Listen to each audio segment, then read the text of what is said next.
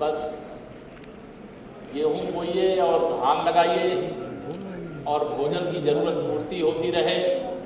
उसके अलावा कुछ करने के बारे में पहले नहीं सोचते थे। एक बड़ा हिस्सा हमारे प्रदेश का ऐसा है जहां गन्ने का भी बहुत बड़े पैमाने पर उत्पादन होता है,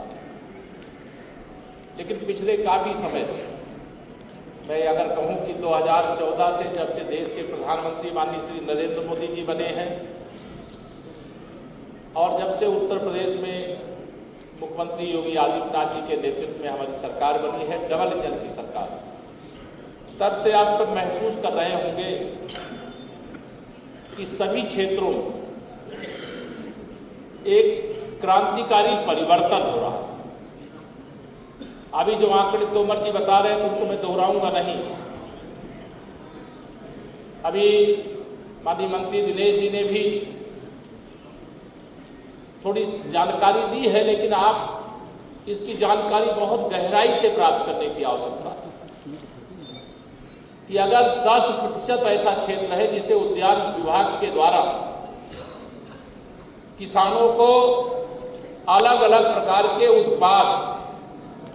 चाहे वो फल हो, चाहे वो सब्जियां हो, चाहे वो आलू हो, या तैयार करने की दिशा में जो कार्य हो रहा है, उसमें अगर 100 बीघे जमीन है और 100 बीघे जमीन में अगर 90 बीघे जमीन पे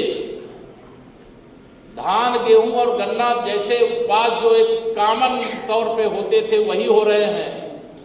और उसकी जीडीपी जो कृषि क्षेत्र की है उसमें 67% और 10% जो उत्पाद करने वाले, खेती करने वाले हैं, जो औद्योगिक खेती कहते हैं, चाहे वो मसाले की खेती कहिए, चाहे सब्जी की उत्पादन कहिए, चाहे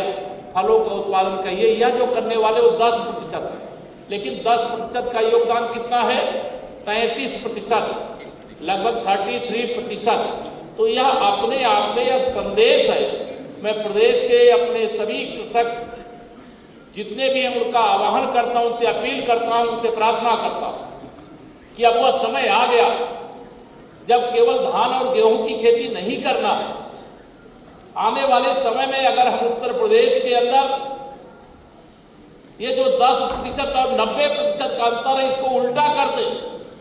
अगर 90% औद्योगिक खेती करें और 10% में ही केवल गेहूं और धान की फसल को उत्पाद करें, तो मेरा उत्तर प्रदेश हिंदुस्तान नहीं दुनिया का सबसे संपन्न प्रदेश बन जाएगा।